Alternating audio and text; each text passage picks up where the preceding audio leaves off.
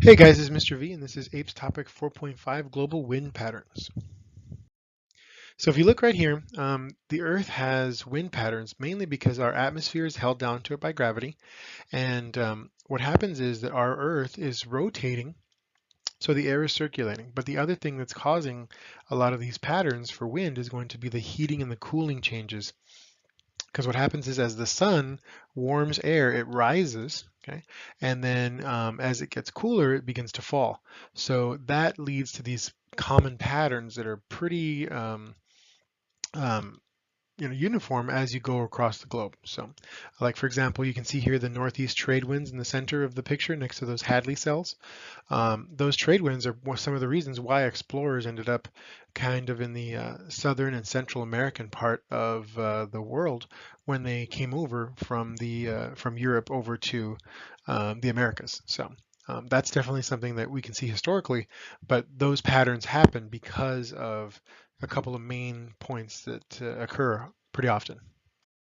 So as you can see here, the main things are the Coriolis effect. So imagine, trying to walk across a merry-go-round, right? So if you're on a merry-go-round and it's not moving, you can walk a straight line, no big deal.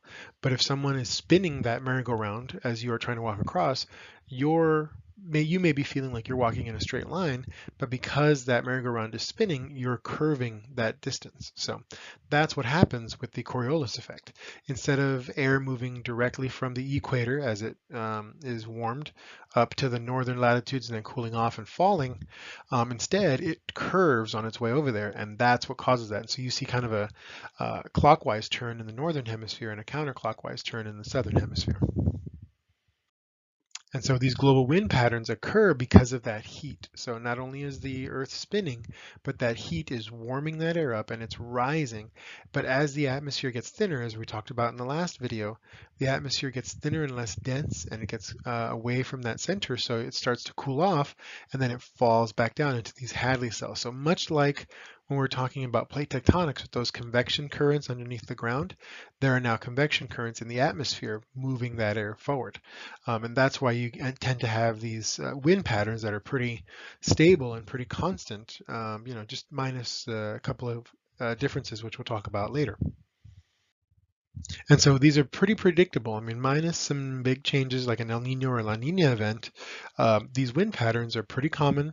They're very similar. And because of that, the ecosystems around the globe tend to be pretty uniform all the way across. So deserts tend to be at the same latitudes, taigas and temperate forests as well. So that happens because of the predictability of wind patterns and the movement of ocean currents, which we'll mention as well later. So here's some other resources you can use. Hopefully you can look through those and that'll help you understand a little bit more about wind patterns. So thank you very much. I hope that's helpful and I hope that this was helpful.